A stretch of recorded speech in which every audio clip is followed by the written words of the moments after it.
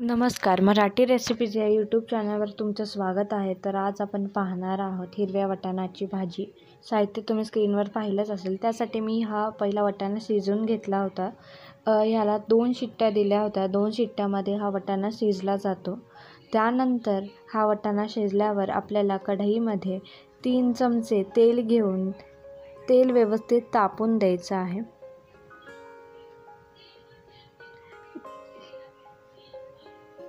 तेल तापल्यानंतर आपल्याला त्यामध्ये अर्धा चमचा मोहरी टाकायची आहे.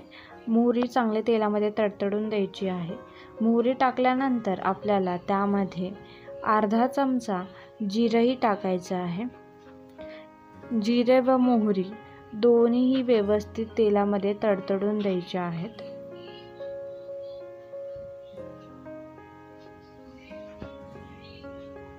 बघू शकता जिरा व मोहरी दोन्ही तेलामध्ये आपलं चांगलं तडतडत आहे.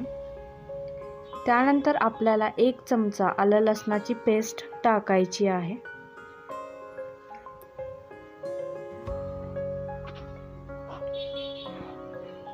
पेस्ट टाकून झाल्यानंतर आपण कांदा, टोमॅटो आणि कोथिंबीर ह्याचा मसाला वाटला होता. मी कांदा आणि टोमॅटो न भाजता डायरेक्ट मिक्सरमध्ये वाटला होता.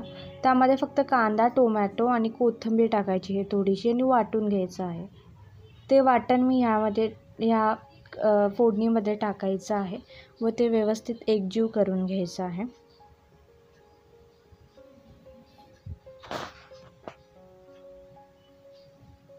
त्यानंतर आपल्याला अर्धा चमचा हळद टाकायची आहे.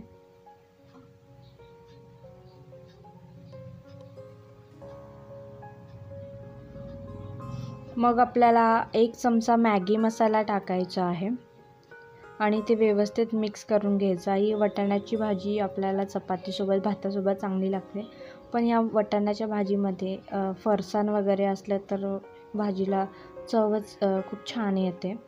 याला काही जण उसळही म्हणतात, वाटाण्याची उसळ.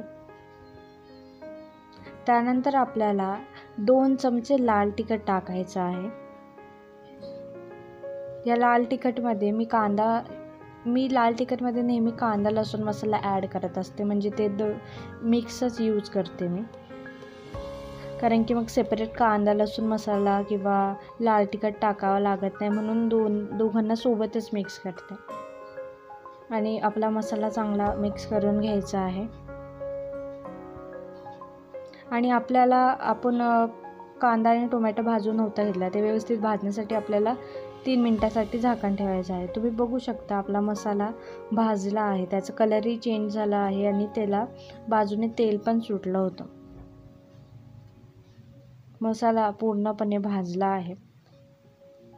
जर तुम्ही कांदा टोमॅटो अगोदर मग नंतर आपल्याला ह्यामध्ये चवीनुसार मीठ टाकायचं आहे. तुम्ही कांदा आणि टोमॅटो अगोदर जर वाटण्यासाठी भाजून घेतला असेल तर तुम्हाला नंतर जास्त त्याला फोडणी देताना भाजायची गरज पडत नाही. पण आपण अगोदर नसेल भाजून घेतलं तर नंतर आपल्याला व्यवस्थित ते भाजावं लागतं तेलामध्ये. त्यानंतर आपण जे शिजवलेले वाटाणे होते ते त्यामध्ये ॲड करायचे आहेत आणि ते व्यवस्थित त्या मसाल्यामध्ये एकजीव करून घ्यायचे आहेत.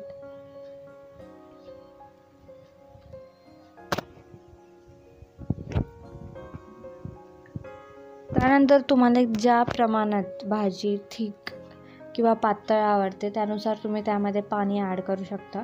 मी 1 वाटी पाणी ॲड केलं आहे.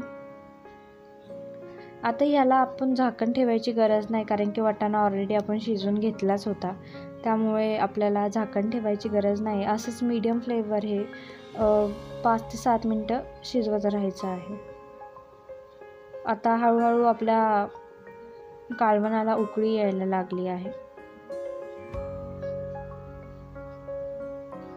तुम्ही बघू शकता आपल्या कालवणाला उकळी आली आहे. गॅस मीडियम फ्लेमवरच होता. 1-2 उकळ्या आल्या तर मग काय आपली भाजी तयार आहे. आपल्या भाजीला पण 1 उकळी येऊन गेली आहे. आपली भाजी तयार आहे. गॅस बंद करायचा आहे. व्हिडिओ आवडला असेल तर लाईक करा, शेअर करा व सबस्क्राईब करा.